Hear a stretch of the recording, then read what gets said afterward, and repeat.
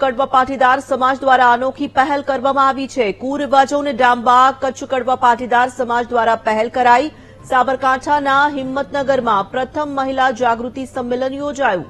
સમાજમાં ચાલતા કુરિવાજને ડામવા માટે પાટીદાર સમાજ દ્વારા નિર્ણય લેવામાં આવ્યો છે।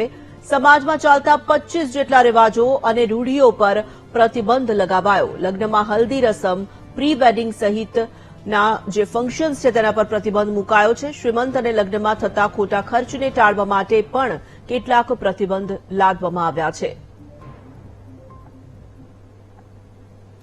સાબરકાંઠા ઝોનની અંદર પ્રથમ આ મહિલા સંમેલન થયું અને એની અંદર આપણે આ કુરિવાજોને નાથવાનું કામ કર્યું છે।